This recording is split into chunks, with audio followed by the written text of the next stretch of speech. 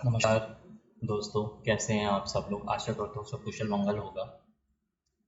मैंने अपने पिछले वीडियो में आपको साधना के बारे में बताया। अब हम बात करेंगे स्वाध्याय के बारे में। स्वाध्याय क्या है? मन की मलिनता को धोने के लिए स्वाध्याय अति आवश्यक है। दृष्टिकोण और विचार प्रायः वही जमे रहते हैं हमारे मस्तिष्क में, जो कि बहुत दिनों से पारिवारिक और अपने मित्रों के सानिध्य में हमने सीखे और जाने।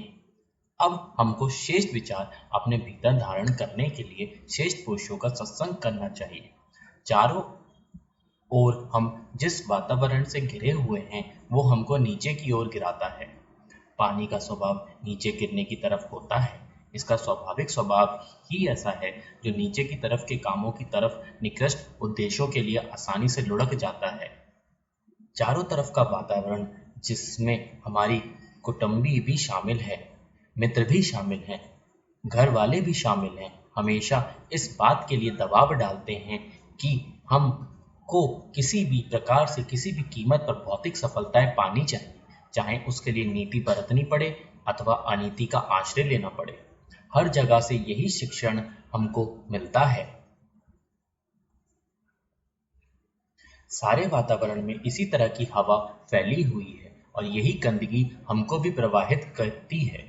हमारी गिरावट के लिए काफी वातावरण विद्यमान है। इनका मुकाबला करने के लिए क्या करना चाहिए? श्रेष्ठता के मार्ग पर अगर हमको चलना है, आत्म उत्कर्ष करना है, तो हमारे पास ऐसी शक्ति भी होनी चाहिए जो पतन की ओर घसीट ले जाने वाली इन सत्ताओं का मुकाबला कर सके।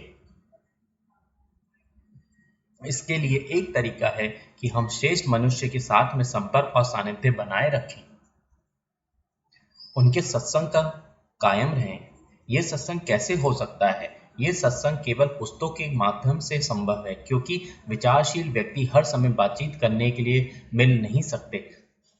इनमें से बहुत तो ऐसे हैं जो स्वर्गवासी हो चुके हैं, और जो जीवित हैं वे हमसे इतनी दूर रहते हैं कि उनके पास जाकर के हम उनसे बातचीत करना चाहें, जो भी हम नहीं कर पाते। हम जा नहीं सकते, और उनके पास जाएं भी तो उनके लिए भी कठिन है, क्योंकि प्रत्येक महापुरुष समय की कीमत को समझता और व्यस्त रहता है। ऐसे हालात में हम लगातार सत्संग कैसे कर पाएंगे? कभी साल 2 साल में एक आधे घंटे का सत्संग कर लिया तो क्या उससे हमारा उद्देश्य पूरा हो जाएगा? इसलिए अच्छा तरीका यही है कि हम अपने जीवन में नियमित रूप से, जैसे अपने कुटुंबी और मित्रों से बात करते हैं, श्रेष्ठ महान अनुभवों से, युग के मनुष्यों से बातचीत करने के लिए समय निकालें। समय निकालने की इस प्रक्रिया का नाम है स्वाध्याय। स्वाध्याय को आध्यात्मिक विकास के लिए अत्यधिक आवश्यक माना गया है। स्वाध्याय के बारे में ब्राह्मण ग्रंथों में कहा गया है, जिस दिन विचारशील आदमी स्वाध्याय नहीं करता, उस दिन उसकी संज्ञा चंडाल जैसी हो जाती है। स्वाध्याय का महत्व भजन से किसी भी प्रकार से कम नहीं है। भजन का उद्देश्य भी यही है कि हमारे विचारों का परिष्कार हो और हम श्रेष्ठ व्यक्तित्व की ओर आगे आगे बढ़ें। स्वाध्याय हमारे लिए आवश्यक है। स्वाध्याय से हम महापुरुषों को अपने मित्र बना सकते हैं, और जब भी जरूरत पड़ती है तब उनसे खुले मन से, खुले दिल से बातचीत कर सकते हैं। जिस तरीके से शरीर को स्वच्छ रखने के लिए स्नान कराना आवश्यक है, कपड़े धोना आवश्यक है, उसी प्रकार से स्वाध्याय के द्वारा, श्रेष्ठ विचारों के द्वारा अपने मन के ऊपर जमने वाले कषाय कल्मशों को, मलिनता को धोना आवश्यक है। स्वाध्याय में हमको प्रेरणा मिलती है, दिशाएं मिलती हैं, मार्गदर्शन मिलता है। श्रेष्ठ पुरुष हमारे सानिध्य में आते हैं और हमको अपने मार्ग पर चलने के लिए प्रोत्साहित करते हैं, मार्गदर्शन करते हैं। ये सारी की सारी आवश्यकताएं स्वाध्याय से पूरी होती हैं। इसीलिए स्वाध्याय का साधना और भजन के बराबर ही मूल्य और महत्व समझना चाहिए।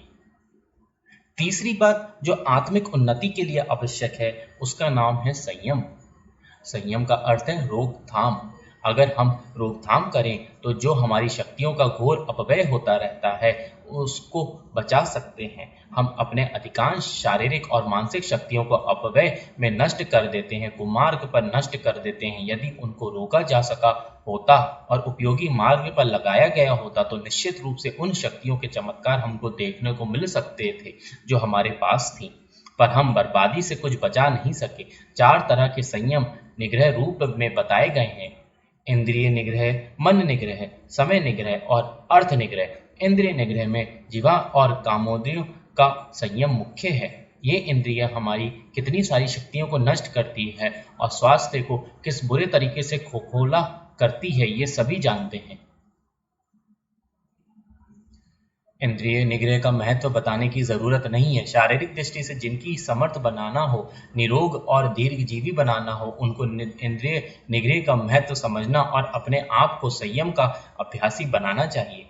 दूसरा संयम मनोनिग्रह है। मन में कितने विचार उठते हैं, लेकिन वे असंयमित बुराइयां एवं मनोविकार से भरे होते हैं। इससे हमारा मानसिक विकृत होता है और बुरी आदतें होती हैं। मन शक्तियां निग्रहित करके कार्य में लगाई गई हुई होती तो वैज्ञानिक बन गए होते, साहित्यकार बन गए होते, जिस भी कार्य में मन लगाया होता सफलता की उच्च श्रेणी तक जा पहुंचे होते। पर अस्त व्यस्त मन के कारण से सफलता संभव ना हो सकी। मनोनिग्रह करके एकाग्रता की शक्ति और एक दिशा में चलने का सामर्थ्य प्राप्त कर सकें तो उससे हमारी सफलताओं का द्वार खुल सकता है। तीसरा है समय निग्रह। समय को आलस्य और प्रमाद में पड़े बर्बाद करते रहते हैं, योजनाबद्ध कार्य नहीं करते। जब आया मन मर्जी से काम कर लिया, नहीं हुआ तो नहीं किया। इससे अस्त व्यस्तता में हमारा जीवन नष्ट हो जाता है, जबकि समय का थोड़ा सा भी उपयोग करते तो कितना लाभ उठा सकते थे। चौथा निग्रह, अर्थ निग्रह भी ऐसा महत्वपूर्ण है। पैसे को विलासिता लेकर ना जाने किस तरह काम में, व्यसना में, अनाचारों में हम खर्च करते हैं। अगर उसको फिजूल खर्ची से हम बचा सके होते और उस धन को हमने किसी उपयोग काम में लगाया होता तो भौतिक एवं आत्मिक उन्नति की दिशा में हम कहीं आगे बढ़ गए होते। अर्थ निग्रह, इंद्रिय निग्रह, मनोनिग्रह, समय निग्रह, इन चारों निग्रहों को हम करें तो संयमशील हो सकते हैं। हमको संयम बरतना चाहिए, ब्रह्मचर्य का अभ्यास करना चाहिए, मौन का अभ्यास करना चाहिए। ऐसे ऐसे असंख्य संयम हैं जिनको अपनाने से हम तपस्वी बनते हैं और अपनी शक्ति का बहुत बड़ा भाग बचाकर अच्छे कामों में लगाते हैं। चौथा कार्य सेवा का है। मनुष्य समाज का ऋणी है क्योंकि वो सामाजिक प्राणी है। भगवान ने उसको इसलिए जन्म दिया है कि वो उसके इस विश्वबोधन की सेवा करे। उसकी जीवात्मा का विकास और जीवन का लक्ष्य प्राप्त करने के लिए सेवा से बड़ा तप और सेवा से बड़ा पुराण कुछ भी नहीं हो सकता। हमको सेवा करने के लिए समय निकालने चाहिए। सारे का सारा समय अपने लिए ही ना खर्च कर दें, वरन देश, धर्म, समाज और संस्कृति की सेवा करने के लिए भी कुछ लगाएं। हमारा धर्म होना चाहिए कि हम अपनी शक्तियों का एक अंश दुखियारियों के लिए, पीड़ितों के लिए और पतितों के लिए लगाएं। हमारे लिए सबसे बड़ा सेवा का कार्य क्या हो सकता है? ज्ञान यज्ञ से बड़ा कोई और दूसरा पुण्य नहीं हो सकता। इसको ब्रह्मदान भी कहा गया है। ये सर्वोत्तम धर्म है क्योंकि ज्ञान यज्ञ से हम मनुष्य को दिशा दे सकते हैं जिससे वे बुराइयों से बच सकें और उन्नति के मार्ग पर ऊंचा उठ सकें। ज्ञान विचारण भावना यही शक्ति का अंश है। इसके लिए ब्राह्मण और साधु हमेशा से ज्ञान यज्ञ को ही सर्वोत्तम सेवा मान करके उसमें संलग्न रहे हैं और ये प्रयत्न करते रहे हैं कि हम स्वयं अच्छे बने और अपनी अच्छाई दूसरों पर बिखेरें। इसके लिए हमको अंशदान करना चाहिए। सेवा के लिए हमको 1 घंटा समय और 10 पैसे नित्य का जो न्यूनतम कार्यक्रम दिया गया था ज्ञान यज्ञ विचार क्रांति के लिए, उस पर हमको मुस्तैदी से अमल करना चाहिए। कोई भी आदमी हमसे ऐसा ना हो जो कि सेवा के लिए 1 घंटा समय और 10 पैसे जैसे न्यूनतम शर्त को पूरा ना करता हो। इसमें ज्यादा ही हम करें, ज्यादा ही उत्साह दिखाएं। हम केवल भौतिक जीवन ही ना जिएं, आध्यात्मिक जीवन भी जिएं। हमारी क्षमताओं का उपयोग, हमारे समय का उपयोग पेट पालने तक ही सीमित ना रहे, बल्कि लोक मंगल और लोक हित के लिए भी खर्च करें। इस तरीके से हम 4 आधार जीवन में अपनाएं रह करके आत्मिक उन्नति के मार्ग पर चल सकते हैं, अपना परिष्कार और परिवर्तन कर सकते हैं। यदि हमने अपना परिष्कार परिवर्तन किया तो समाज परिवर्तन और समाज का परिवर्तन स्वाभाविक और सरल हो जाएगा। युग का परिवर्तन व्यक्ति के परिवर्तन और समाज के परिवर्तन के साथ जुड़ा हुआ है। अपनी छोटी सी प्रयोगशाला में हम इसी का प्रयोग करते हैं और अपनी प्रयोगशाला में सम्मिलित रहने वाले, अपने परिवार में शामिल रहने वाले हर व्यक्ति से प्रार्थना करते हैं कि आपको आत्मिक उन्नति के लिए अभी बताए गए इन 4 आधारों को मजबूती के साथ ग्रहण करना चाहिए और अपने दैनिक जीवन में सम्मिलित रखना चाहिए। साधना, स्वाध्याय, संयम और सेवा दैनिक जीवन में न्यूनतम मात्रा में भले ही हों, पर सम्मिलित अवश्य और अनिवार्य रूप से रहनी चाहिए। मानव जीवन एक अलभ्य अवसर एवं सुदुर्लभ अवसर है।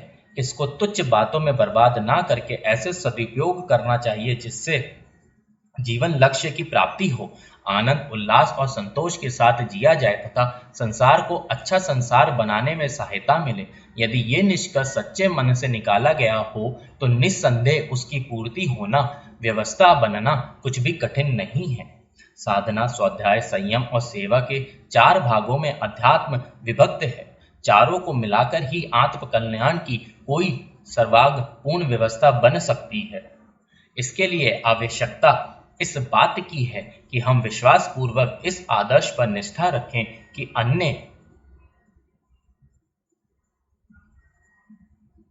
आवश्यक कार्यों की तरह आत्म कल्याण का कार्यक्रम भी उपेक्षणीय नहीं, वरन अन्य साधारण कार्यों की अपेक्षा अधिक महत्वपूर्ण और महत्वपूर्ण कार्यों के लिए सोच विचार करते रहना पड़ता है, समय लगाना पड़ता है और श्रम करना पड़ता है। ये तीनों ही साधन जब तक आत्म कल्याण योजना में ना लगेंगे तब तक उसकी पूर्ति किसी भी प्रकार संभव ना होगी। हमें अपने मस्तिष्क में आत्म कल्याण की आवश्यकता और योजना की अधिकाधिक स्थान देते चलना होगा और उसके लिए समय मिलते ही गहराई से सोच विचार करते रहना होगा।